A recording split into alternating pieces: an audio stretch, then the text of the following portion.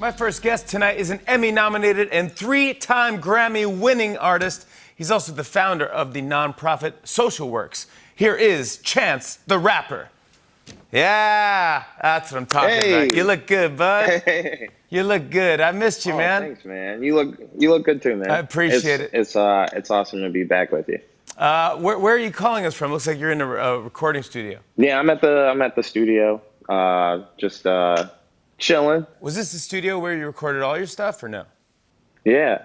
This is CRC in Chicago. This is where I've been recording here since 2014. I made Coloring Book here. Wow. Most of my projects, my Christmas projects, Surf. Yeah, this is the spot. Yeah. When you first started out, how did you afford studio time? I actually was in high school when I found this after-school program, or it found me kind of. I was walking down the street and this guy came out and told me about a free studio inside the library, and I came in and checked it out, and it was like this really cool after-school learning center called U Media, and the guy who brought me in was named Brother Mike. He became my mentor. And a lot of kids out of Chicago, a lot of people that, they're adults now, but a lot of the people that I work with all came out of that same program. But yeah, they had a free studio in that joint. So that's wild. Right. And have you always gone by Chance the Rapper?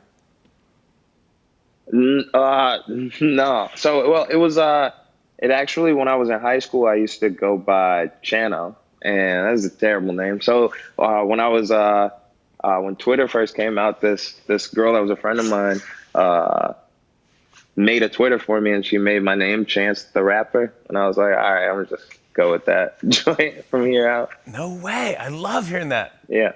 Do you remember when you wrote your first rap? Well, when I first started out, I was actually making poetry first. Really, I first started out as a dancer, right? And then fourth grade, we did this thing called the Young Authors Project. Well, we did it every year, but this year I decided to do a book of poems. And I liked it, and I had never written poetry before, but I just out of nowhere, I just decided to start doing that. Wow. And then soon after that, I fell in love with hip hop, and then I started recording. And when I was probably 14, my cousin had his own studio that I got to go to once or twice, and I recorded 2 songs there. And I just always loved it, and always was like, this is gonna be my thing. But the first rap I wrote was probably, I know what it was. It was a song called the Black Definition, and I do not want to rap it right now.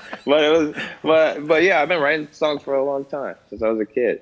Yeah. And was everyone supportive of you growing up? Wanted to be a rapper? Yeah.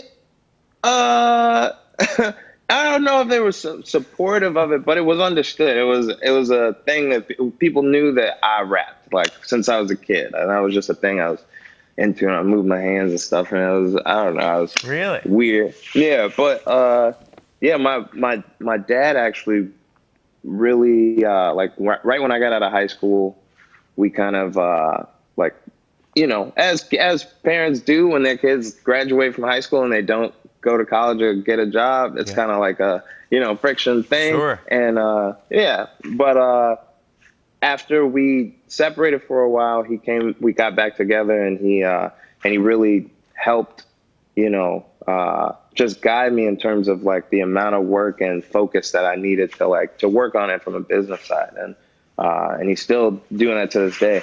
But yeah, but in the beginning, my dad did not want me to be a rapper. It's like telling your parents you want to be a comedian. They go, no. Yeah, no, it's offensive. Anything but that. No, you can't do that. Yeah. But look at you now, man. You've been crushing it. I got to say, you've never stopped working since I first was introduced to you. You have a top 10 song with Justin Bieber. You've done 3 virtual concerts. The virtual concerts, this is amazing. It's cool that you're doing these things, and thank you for doing these things. Thank you, man. You did one you said that the mix was just for car speakers. Yeah. It's I don't know. I've been taking this virtual concert thing really seriously. I put a lot of time into not just writing the story around it or shooting it, but also in the mix, just in the audio. We're spending days and days trying to make it sound robust and like a studio album versus like a big room or something. Wow. And so we mixed the last one, For the Right There, is the one that's in the car. Yes. But it's mixed to be listened to in the car. And I love that. it sounds good. Try it. I love that, man, because I was like, oh, that's taken to the next level. You're like, no, I want this to sound great if you're in a car. This is perfect for this. Yeah. I want to talk about some of the other cool things you're doing. In addition to being a talented artist, you're also a very good activist. You were named to Billboard's 2020 R&B Hip Hop Power Players in the year of activism. Congratulations on that. Your organization, Thank you, man. Social Works, recently launched its Warmest Winter initiative. What is that?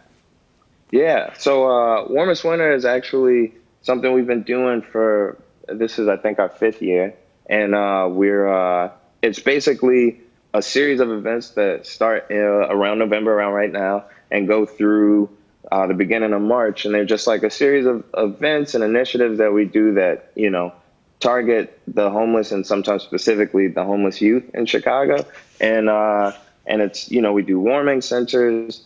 There's always this big thing of which we're kind of pivoting this year called the Night at the Museum, where we have like we take over the Museum of Science and Industry. And this year specifically, we added a couple of events and kind of pivoted away from some of the, big person events. And we're doing actually a turkey giveaway. I think it's next weekend.